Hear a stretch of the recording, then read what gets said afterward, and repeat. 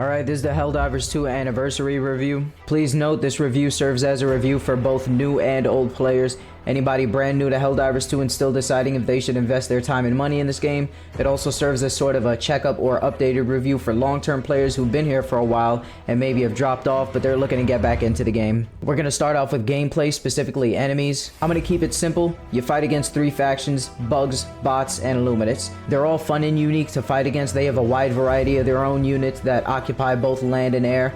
While the illuminate just only recently evaded with a few types, they're still a fun challenge, and more enemy types will be introduced as the war progresses throughout the year. Also, both the Terminids and the bots have a wide variety of units to fight, especially the bugs who recently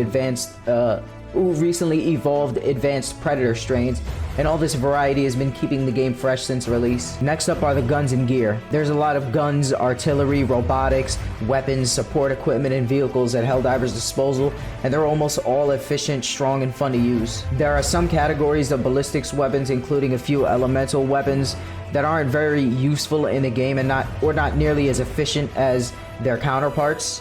But weapon customization is confirmed to be coming to the game based on leaks and subtle hints from Arrowhead CCO Peelstat on Twitter. So I'm guessing some underpowered weapons are so basic right now in power and utility. It's because they're basically blank slates for custom weapons to increase power, range, ammo handling, all that stuff, which is going to come later this year when the system is ready. That's not a complete excuse, because I do think these very basic weapons should have a little more power and ammo, but at the same time, a few unbalanced weapons and stratagems don't ruin the game, because there's such a wide variety of weapons to play with that I can wait for a few undesirable weapons to get some updates, or wait on customization for those. For example, the weaker, more basic weapons what I'm talking about are the Liberators, SMGs, sniper rifles, a couple of shotguns, and the Eruptor rifle. The Eruptor still isn't the same as it was. It didn't have to be as OP as it was before, but man, it had a great explosion radius, and it was a little stronger. But again, it doesn't ruin the game, because even the weapons that I consider to be weak or basic, other players still have fun playing with, because shooting or handling the guns just still feels good. PS, I also do think elemental and explosive weapons will have weapon customization, but just the basic ballistic weapons will have a lot more options than anything else because of how simple they are. But back to the main point, of course there's some more balancing to be done with the guns and stratagems, but it's not ruining the fun for the majority of players anymore. The 60-day plan worked, and I couldn't be happier with the results. One example of Arrowhead's new balancing philosophy is the double-edged sickle laser gun that released in the Servants of Freedom Warbond, which had medium armor penetration. Some players were complaining that the game is now trivialized because there's an OP primary weapon. So what Arrowhead basically did was just move around the armor penetration. The gun used to only shoot medium penetration shots, but Arrowhead leveled it out so the longer you shoot, the higher armor penetration shots you get from overheating, but also set yourself on fire. And you'll die quickly if you're not wearing fireproof armor and have stims. So the gun starts shooting at light armor penetration but ends up at heavy penetration when it overheats. It's actually a buff overall to the gun, but it still has that initial cost to it of setting yourself on fire. Mission achieved, Arrowhead. In the same Warbond, we also got a nuke pistol that's able to take out stratagem jammers and elite heavy enemies in one well-placed shot, but it has extremely limited ammo and range. Some players complained a lot that it ruined the game, so what Arrowhead did was decrease the starting ammo count so you don't spawn with 2 nukes even if you have the extra ammo perk, but you can still pick up ammo when you land, and you can carry those 2 precious nukes on you. It's not the best fix, but at least they didn't nerf the power. Overall, I'm satisfied and happy with the current state of guns and balancing in the game, and so are the majority of players now. Arrowhead has done an amazing job turning this around and learning how to deal with such a massive community with very vocal complaints. And shout out to the Helldivers who didn't constantly blame other players or ask for more nerfs that were already ruining the game, but they offered critical and constructive feedback that helped move the game and developers in a more positive and objectively fun direction. Now we're going to talk about mission types. I'm not going to go too in depth about every single mission and point of interest in the game, but each faction all has similar missions with a few unique ones in between them. Like for bots, taking out stratagem jammers, and for bugs, taking out spore towers and shrieker towers, or illuminate, destroying their tall monoliths. I'm missing a few objectives for some of these guys, but they have a lot of stuff going on. There are a bunch of missions for each faction, like destroying outposts, transporting data, extracting oil, launching rockets, evacuating civilians, defending a supply launch site, blowing up bug holes, activating towers and generators, short elimination games where you gotta kill a quick spawning horde of enemies in 15 minutes or less. There's also a special objective on bug missions where you can steal a baby larva and extract with it to get extra samples. And also, big surprise, Terminate Planets finally got city biome maps today with some more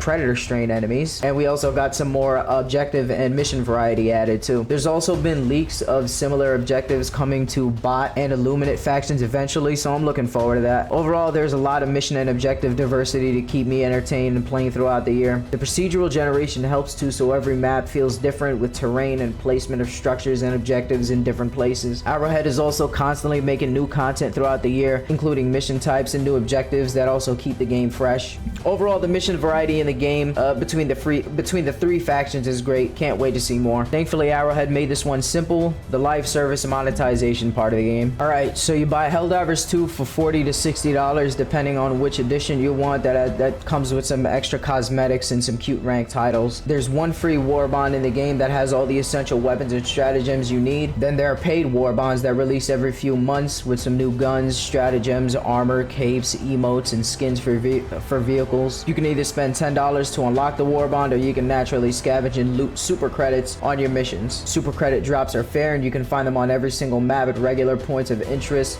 with other supplies and ammo you're also gonna need. When you pick up super credits, your entire team gets it. So by the time you grind out the entire free war bond, if you've been scavenging and looting enough, you should have plenty of super credits for the next war bond or two. Then you grind out that paid war bond and save up more super credits for the next war bond while you play with your new guns. Players have never really complained about super credit drop rates. I personally never had an issue with saving up for war bonds, other than laziness sometimes, so I can tell you the grind is fair. It's also a satisfying loop with great war bonds that keep me coming to the game. War bonds almost always accompany huge major orders and new game content, so that's another thing that makes them exciting. Personally, I buy my war bonds sometimes, but half the time I don't have to buy my war bonds because I get enough super credits while I'm just naturally exploring and looting on the missions. And plenty of other Helldivers love to scavenge and explore for super credits too. We're all out here trying to get some discounts on the war bond. Most of the time I farm on level 4 anyway. It's a low difficulty. It feels perfect to explore and loot everything, but still has a decent amount of enemies to fight. There was one monetization related issue when Helldivers 2 Killzone Armor collab and guns released. Instead of being part of a war bond, they plan on selling each half of the collab for $20, only available in the superstore for a limited time rotation, which completely contradicts the developer's original promise of no FOMO in the game, which plays a bigger part of bad video game industry practices. But Arrowhead listened to the community, then spoke with the Killzone developers and decided to give the second half of the collab set for free a day later. Arrowhead then let the community know that they'll be more thoughtful about the pricing of future collaborations. Personally, I'm glad that they reversed course and are sticking to their word, despite whatever pressure they get from Sony on how to price their own content. Overall, aside from one controversial but quickly corrected premium content release, the monetization in this game is excellent. I want to mention the controls and UI really quick. Aside from a couple of issues players have, including what I'm going to talk about in tech issues, the game controls and feels amazing on PS5. Shooting, movement, explosions, it's all amazing. The weapon and armor menus, warbond menus all look nice and are all easy to navigate and find what you want. I do want to say that the stratagem menu UI is a bit messy with machine guns and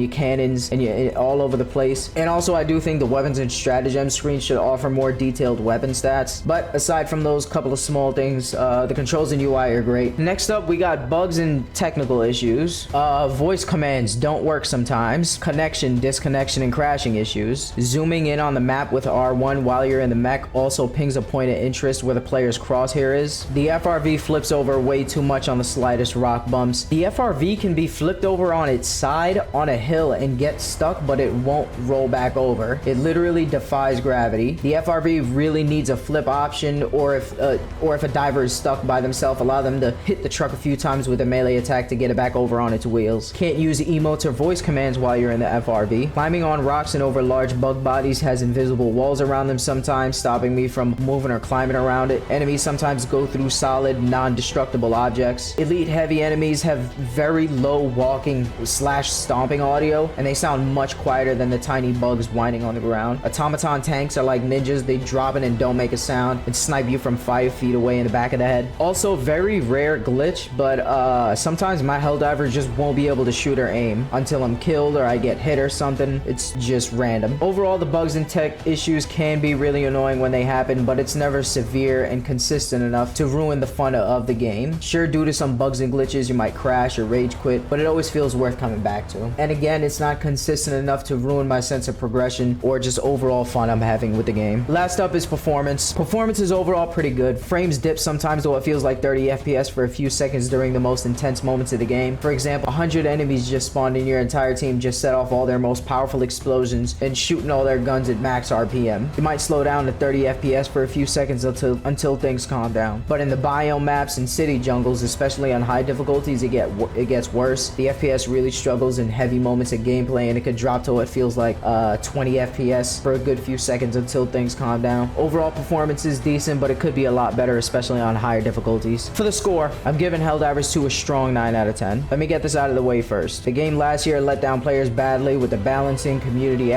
interaction, and the game's unsolved technical issues. I uninstalled and stopped playing for a few months, but they turned it around just in time for Christmas. And while it's not technically the most polished game, there have been massive enough improvements to the technical issues that do exist that don't ruin my overall experience with the game. I've also been paying attention to what the community's been saying and receiving the game, and for the most part, unlike before, the majority of people are happy with the current direction of the game. But again, back to the main point. For the rest of my score, the graphics are excellent, the guns are great, the planets are beautiful, the armors look cool, the vehicles are fun, the voice acting is 11 out of 10. It's believable, immersive, and so funny. The story, for how low-key as it is in the game, is also really interesting, funny, horrific, and mysterious. The enemies are also really fun to fight and come in a wide variety of planets with a wide variety of objectives to do. Lastly, the music is excellent too. They perfectly fit the mood for each faction. I'm definitely missing a lot of small stuff, but these are the biggest things about the game that most players notice right away that'll either turn you off or hook you into the game. If you like what you've seen here, you should get Helldivers 2. Previously, I gave a cautious recommendation with big warning signs, but the warning signs are off and Arrowhead passed the health inspection with an A. As a matter of fact, no matter what budget you're on, this is, in my opinion, the best shooter you can buy from PlayStation. If you're saving up and thinking about buying Helldivers 2 or a co-op online shooter game in general, you're getting one of the best deals in gaming right now, that if most other big companies had this game, they would turn it into a loot box gambling gotcha fest.